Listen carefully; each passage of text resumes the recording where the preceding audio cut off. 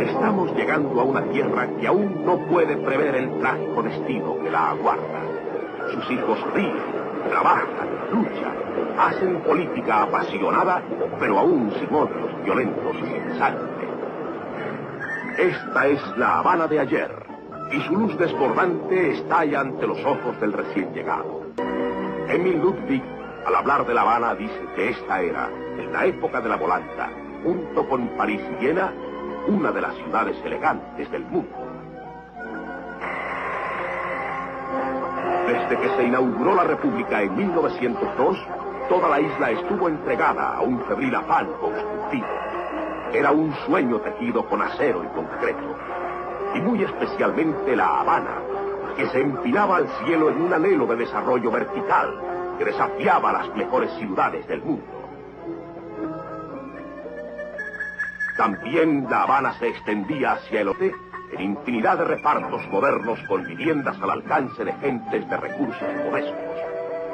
Los cubanos que vagan hoy por el mundo, desterrados de su pequeño paraíso, no podrán jamás resignarse a su triste suerte. Siempre tendrán prendidos a los ojos los verdes de Cuba y las estampas de una vida que no se puede mejorar en ningún otro rincón del mundo. Grandes avenidas cruzaban los repartos residenciales. Los sistemas de financiamiento establecidos en el país desde hacía muchos años permitieron que la muy extensa clase media y trabajadora viviera en un confort similar al que disfrutan en los países más desarrollados. Los grandes transatlánticos hacían escala en el puerto de La Habana.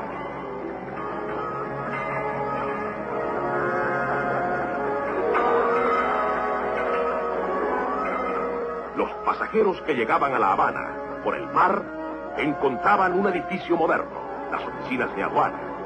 El año anterior a la ocupación rusa, la aduana recaudó más de 135 millones de pesos. Después, nada. Aquello se convirtió en un cementerio. Las armas no pagan derechos aduanales, por supuesto. Todas las ciudades de Cuba estaban enlazadas por un servicio de autobuses eficientes.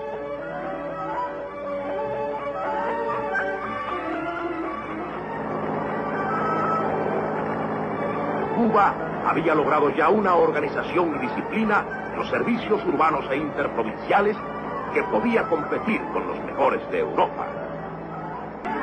No, la Cuba de ayer no puede ser calumniada. Esta es una escena de cualquier año anterior al comunismo. Diariamente, en los muelles, se descargaban centenares de automóviles que se vendían a precios casi semejantes a los de los Estados Unidos. De cada 28 habitantes, uno era poseedor de un flamante automóvil. Hoy no se encuentra una pieza de repuesto. Bellos tiempos aquellos en que se compraban en cualquier esquina. En 1952, por ejemplo, Cuba estaba por encima de todos los países en reservas monetarias. Tuvo siempre una moneda fuerte a la par con el dólar. El descuento del 2% que se veía en algunas cotizaciones se debía al impuesto sobre la exportación de moneda. Nunca tuvo Cuba control de cambio debido a su abundancia de reservas monetarias internacionales.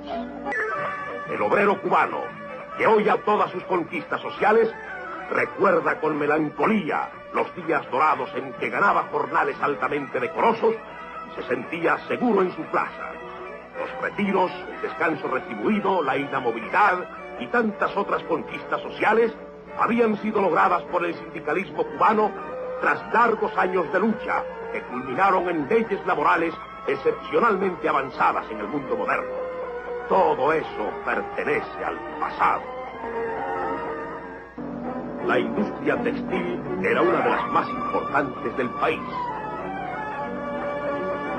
En los últimos años había más de 80 millones de pesos invertidos en ella, y cerca de 25.000 obreros libraban su sustento en las distintas fábricas de tejidos. Cuba se autoabastecía y exportaba tejidos. Cerca de 5.000 caballerías de tierra estaban dedicadas al cultivo del tabaco. 600 millones de cajetillas de cigarros se produjeron en el año 1958. Cuba era famosa por sus habanos. Las inversiones en el tabaco y sus derivados ascendían a cerca de 60 millones de pesos. Más de 130.000 obreros vivían de esta industria. Entre las nuevas industrias que estaban en proceso de desarrollo estaba la vinatera. Vinos de las más variadas frutas se producían en Cuba y hasta se exportaban. La fabricación de lámparas para el mercado interno y para la exportación se había ya desarrollado en forma sorprendente. Muchos de los más grandes hoteles de los Estados Unidos exhiben lámparas de singular belleza, elaboradas por obreros cubanos.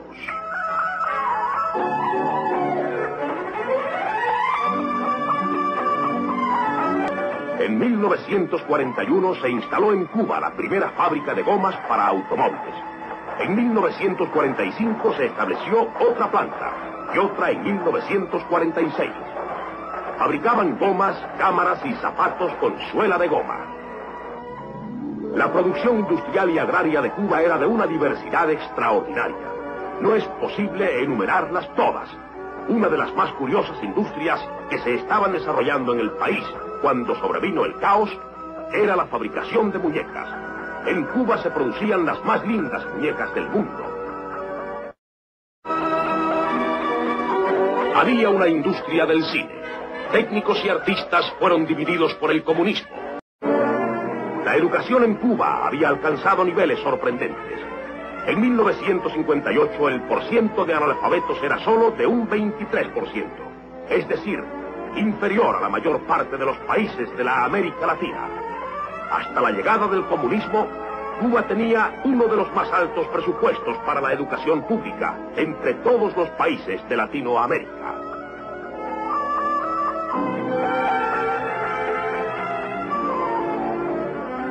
La escuela privada, tanto laica como religiosa, había llegado a niveles de desarrollo que solo podrían compararse con los países de más alto estándar cultural. Todo eso se ha venido al suelo. Los cubanos, que siempre fueron viajeros infatigables y que hoy vagan por el mundo, han sido acusados de que miran demasiado, quizás con demasiada avidez, pero vienen de una tierra en que siempre había tanto que ver y en donde se había creado hasta un diálogo de ojos. Nada podrá nunca saciar el afán de ver que tenían los hijos de esta isla en la que todo entraba por los ojos, desde el día aquel de 1492 en que Colón estalló de gozo al descubrir la tierra más hermosa que ojos humanos vieran. Estas escenas que vienen del pasado y que pertenecen rigurosamente a la historia constituirían un documento subversivo si se exhibieran en la Cuba de hoy, en donde un mercado es una exacta reproducción del vacío. Hubo una época en que los cubanos podían comer cuanta carne pudieran comprar. Los mercados del pasado estaban colmados de los más variados artículos. ¡Qué bello era este país cuando era subdesarrollado!, pensarán los dialécticos de hoy en su intimidad. Varadero, en la provincia de Matanzas, era un centro turístico conocido en el mundo entero. Tenía muelles modernos a los que atacaban yates de todas partes. El turismo dejaba millones de dólares en la playa de Varadero, situada cerca de La Habana.